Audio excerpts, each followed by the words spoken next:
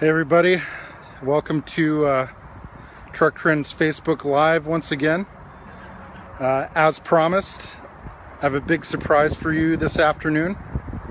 You might have noticed earlier today I took a train trip. Maybe wondering what I was hanging out at a train station for. Well, I'm about to show you. I went down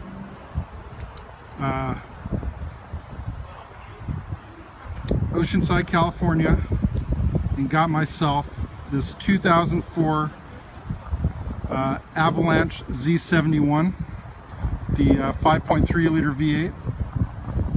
It's got 163,000 miles on it, but it's super clean. Drove really nice down the 5 and 405 on the way back. So just gonna do a little walk around here. See the Z71 badging there. Tonneau's a little bit faded, but my buddies say these are pretty easy to refinish, get them nice and glossy black again, so not too worried about that. It's got a hitch, which will come in handy. So let's see, pardon me, we're in the flight path to John Wayne Airport, so anyway, let's open it up here. It's cloth interior. May do cat skins on it, not sure.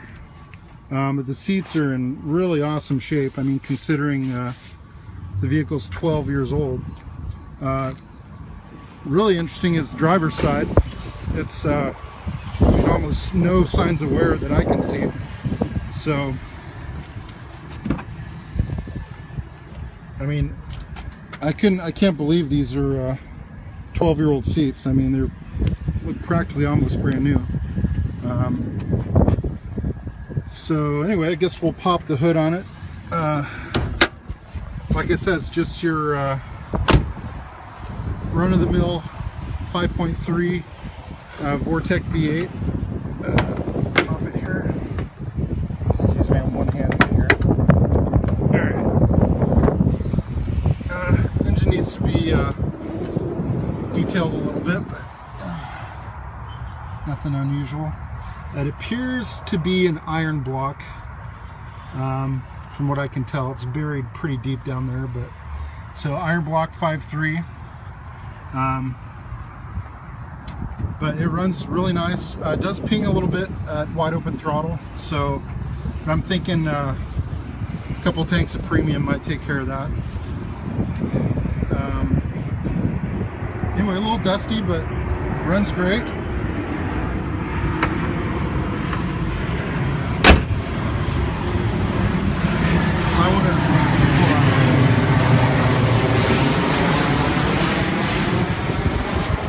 Like I said, we're riding the flight path of John Wayne Airport down here. So anyway, lights are a little foggy, so thinking that might be on the list of upgrades.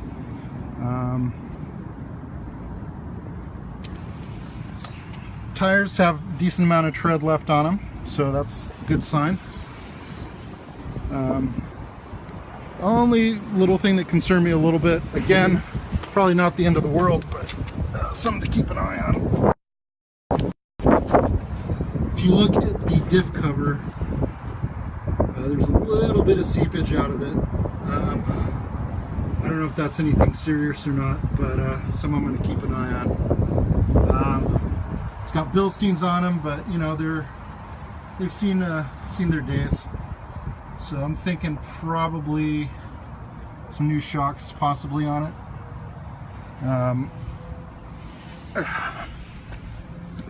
Excuse me. This is not a flex fuel. As one of my colleagues pointed out, it's got the black gas cap, so it means it's just a regular unleaded, no moonshine. So also too, this is an 04. I think that was the year before Sirius XM. Sounds like we got another plane, so yeah, sorry about that. So it's got that It's not a shark fin, but well, I don't know, maybe that is. Anyway, I haven't tried to see if it's got XM. That might be for OnStar. I'm not sure if any of you guys know. Anyway, drives really nice. Just I'll give you a little confession. I know I've been I write for Truck Trend, and I've been covering the industry for over a decade, but this is actually my first truck. Now some of you may say, well, it's not a real truck, it's more of an SUV. I mean, I don't know what it is. It's kind of a little bit of both, I think.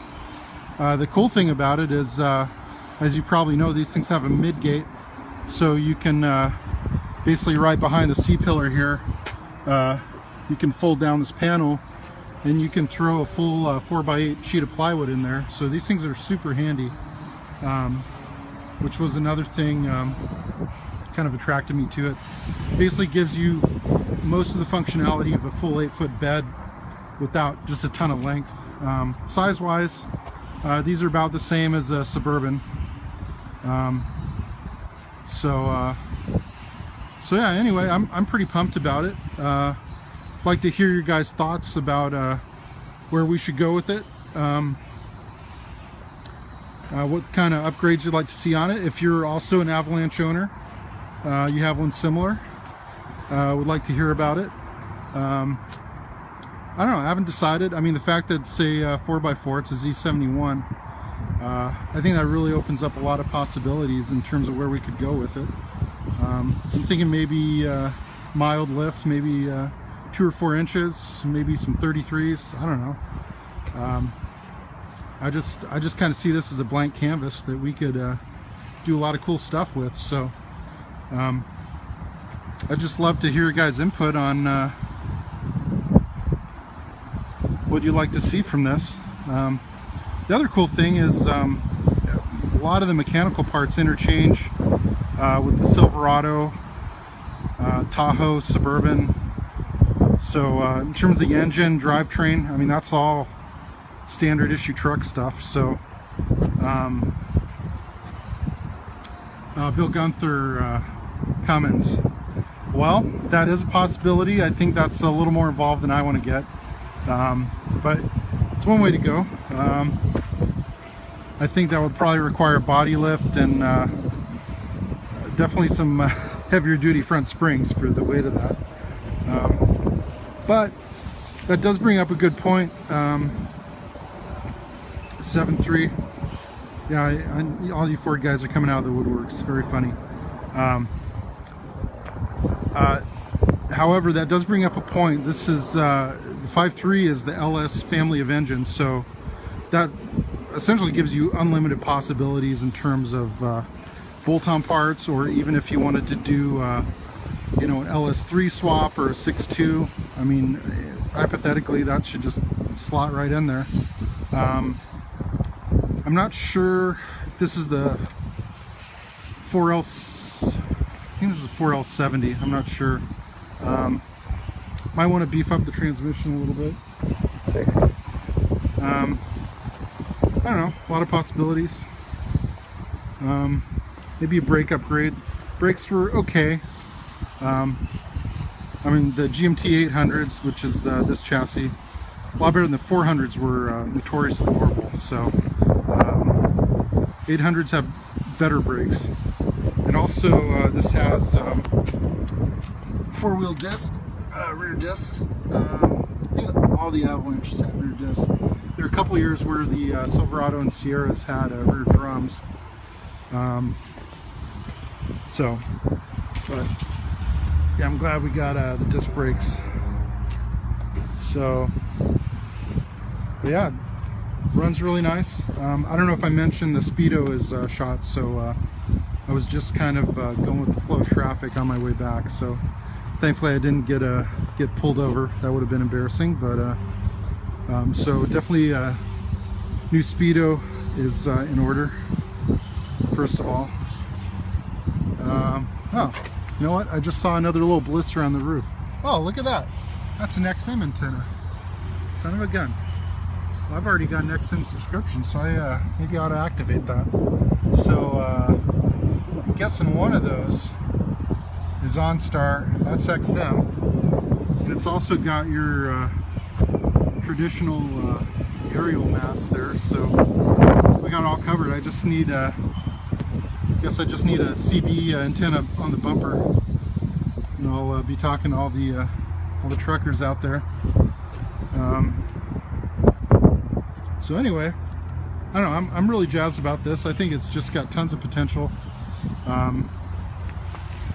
But I would love to hear from you guys in the comments what you'd like us to do with it. So anyway, stay tuned to Facebook, the website, and maybe even the magazine for some future stories on this. Like I said, I just picked it up today, so you know, I don't know what we're gonna do with it, but I'm looking forward to it, and like I said, I think we're gonna have a lot of fun with this. So anyway, thanks for watching, and oh, also too, might as well tell you, be sure to tune in on Friday afternoon.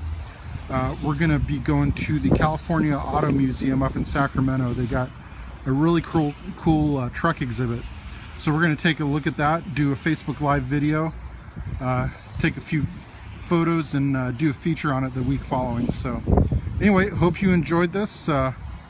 Keep following us on Facebook, share with your buddies, and stay tuned for more great stuff coming from Truck Trend. All right, have a good weekend.